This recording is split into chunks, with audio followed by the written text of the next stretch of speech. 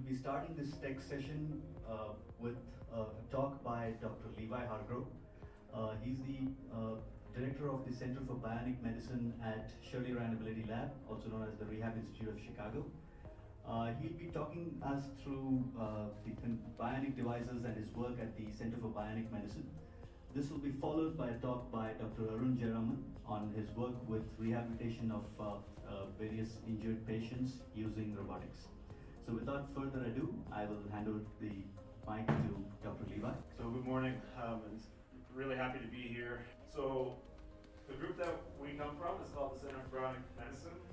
We're around 75 people.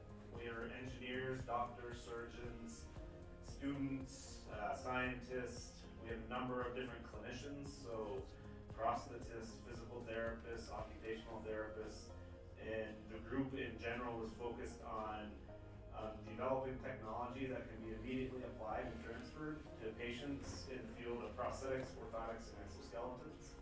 And to give you a little bit of flavor on how the development in this field works, I'm going to talk a little bit about some of the work that we've done over the past several years in prosthetics, teeing it up for Arun to talk about exoskeletons and rehabilitation robotics in general, and then you'll hear the fun stuff from Levi and what Bionic Yonder is doing.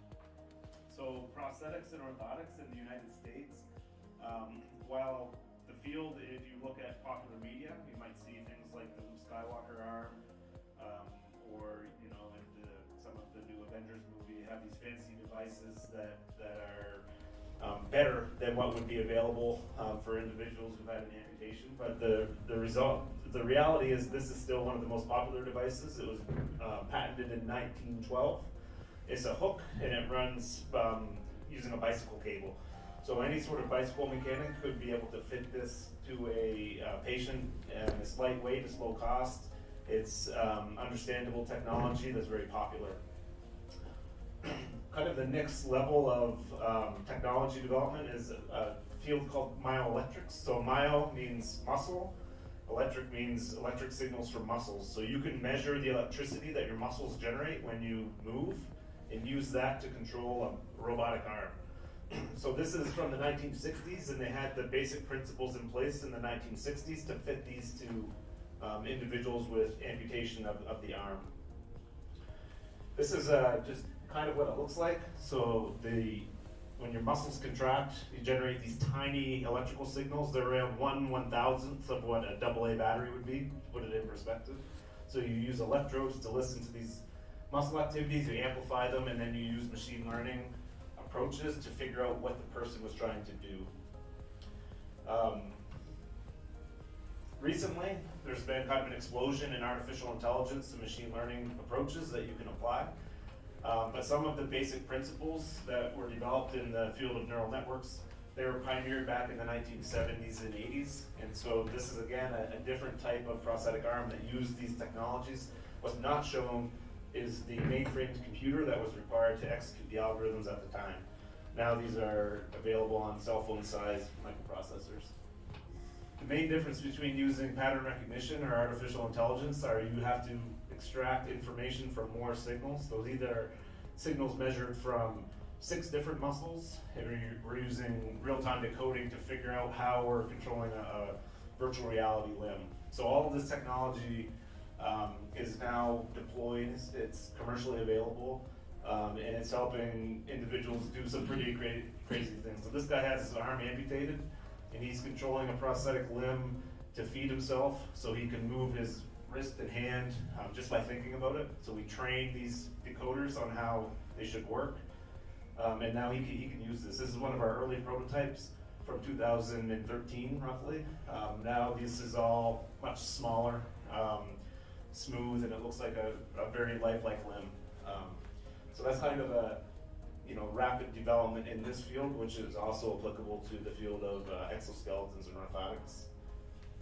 We're at a hospital, quite a famous hospital, the Rehabilitation Institute of Chicago, which is now Shirley Ryan Ability Lab.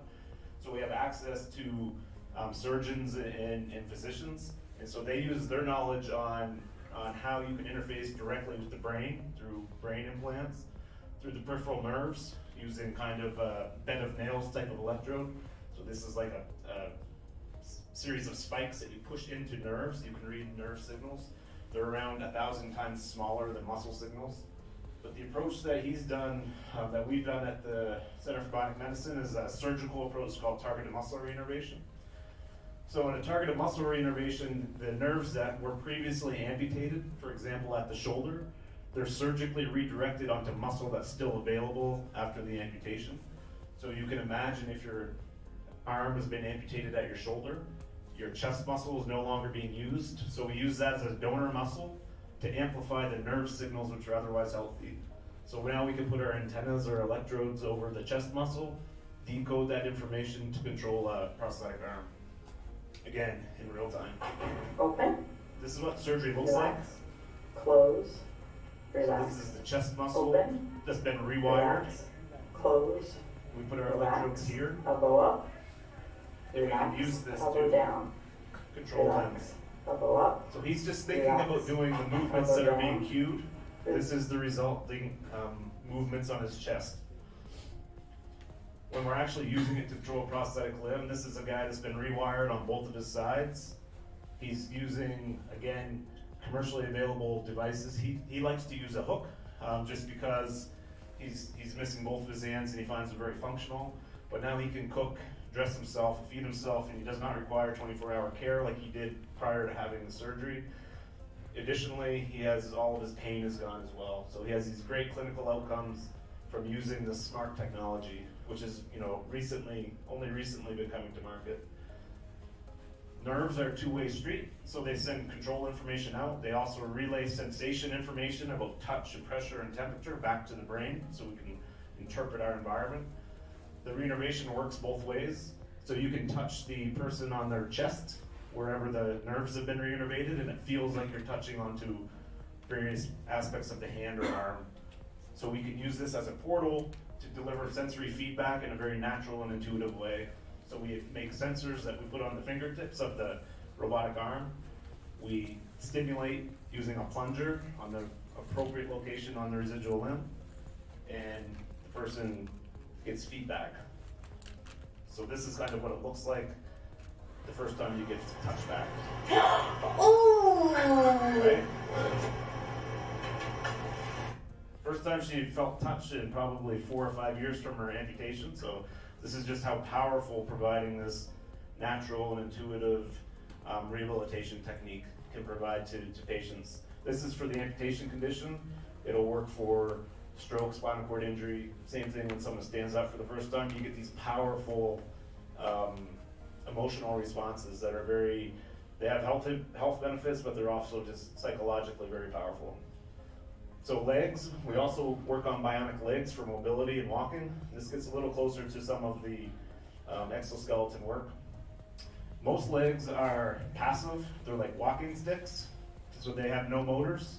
Some of the newer devices do have motors. These fancy new devices have motorized knee and ankle. They're battery powered, and they're controlled using microprocessors. Very small, very power efficient, very strong. We can get them pretty reasonably sized as well. So this young lady is 5 feet 3 inches. That's probably 155 centimeters, roughly. And so she's wearing this. So it can be made quite small. It's a little bit big for her, but not bad. The cases of legs and exoskeletons, you have a number of sensors that are built into the devices. So things like inertial sensors, these sensors that are in your cell phone that automatically orient from portrait to landscape. We have load cells which tell how much weight you're putting on the device. We measure the positions of the joints, we measure the velocity of the joints. And again, we can use machine learning or pattern recognition or artificial intelligence, whatever buzzword you want to use, to figure out how the person is trying to walk and control that in real time. We also have the technology to measure from the muscle signals as well, and fuse that into an estimate of what they're trying to do, or use that information to quantify the rehabilitation outcome. So are their muscles firing in the appropriate pattern? If we provide therapy to them, do they kind of restore to a more normal type of gait? So we can add these EMG or electrophysiological sensors to the control or the outcomes. The name of the game is trying to pick out what the person is trying to do on the next step. So if it doesn't move, it changes behavior, he's gonna kick the bottom of the steps. He's lifting him up in a real natural and lifelike way. And he needs to automatically, on the next step, choose how the leg needs to behave in order to provide a natural locomotion. So this principle would be the same as an exoskeleton that was kind of used for personal mobility or assistance. Exoskeletons can't do this right now. It's just not something that anything on the market can do in a natural or seamless way. The challenges are a bit different. Slopes we can do, shuffles we can do, pivots and turns.